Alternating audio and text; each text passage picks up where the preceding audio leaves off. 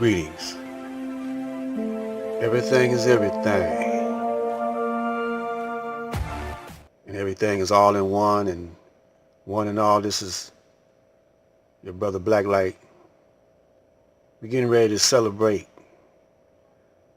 the unholy days of days that they call Christmas. Now, the cost of living and the standard of living are all related to modern times, what you're doing here in America, the customs, etc., etc. So we're going to show you the real truth about Christmas from a Caucasian European's perspective. They're telling the truth on themselves. So let's get right into it.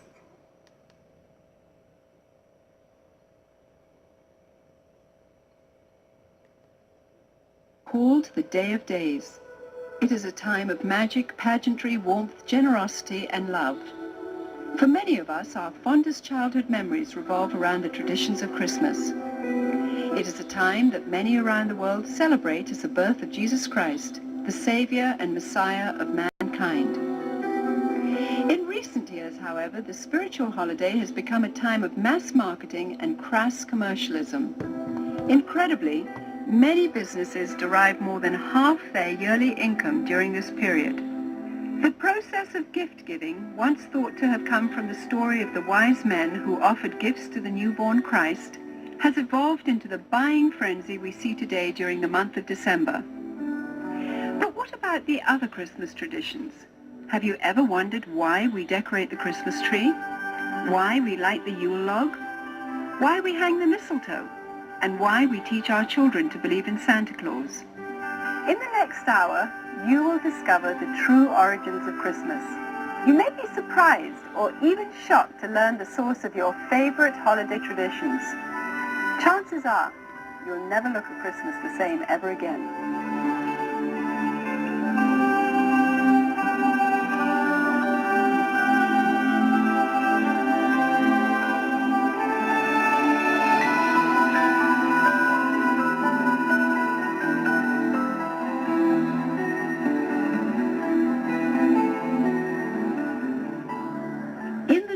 Hemisphere during late December, the days are at their shortest lengths and the nights are at their longest.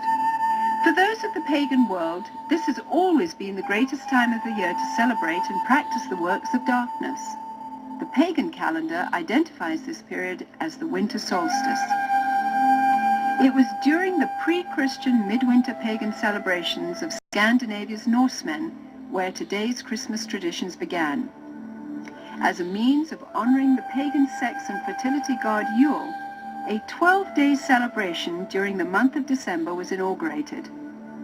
A large single log considered to be a phallic idol was lit on fire and kept burning for 12 days. Animal or human sacrifices were offered in the fire on each of those days.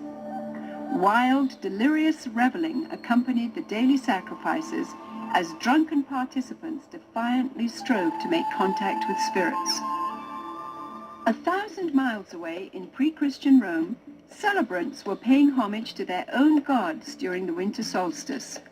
Witchcraft traditions hold that a number of pagan gods were given birth during this period, including Dionysus, Attis, and Baal, chief male god of fertility and licentiousness. Another pagan god from Persia, identified as Mithra, was said to have been born specifically on December 25th. Mithra was the god of the unconquerable sun, the god of the light between heaven and earth, worshipped at that time by an influential Roman cult. His birth symbolized an end to the long nights and a return to the dominance of the sun. During the month-long winter solstice celebration, courts in Rome were closed. Any and all crimes were allowed. Homosexuality, cross-dressing, and uncontrolled debauchery reigned supreme. Rome's order was turned upside down. Even children were allowed to join in the drunken orgies as part of the Juvenalia celebration. By 270 AD, the Roman Emperor Aurelian had made it official, setting aside a 7-day period from December the 17th through the 24th, culminating in an exchange of gifts on December the 25th to celebrate the birth of the sun god. This Roman orgy to end all orgies later became known as Saturnalia, in honor of the god Saturn, the god of excess. Roman soldiers invading Britain brought with them their pagan orgiastic traditions. Upon taking root in England, Saturnalia became known as the Festival of Fools, reigned over by the Lord of Misrule. By the 4th century, the influential government-sanctioned Church of Rome, unable to outlaw the growing number of pagan practices, chose instead to adopt them into their so-called official Christianity. The Church believed this would attract more pagans to their fold. Up until this time, the birthday of Jesus Christ, the Jewish Messiah, had not been celebrated at all. Ignoring scriptures, however, indicating that the birth probably did not occur during the winter, the Church nevertheless confused biblical history and made Jesus' birthday coincide with the pagan god Mithra. Come back with a part 2. Stay tuned for some very informative truth.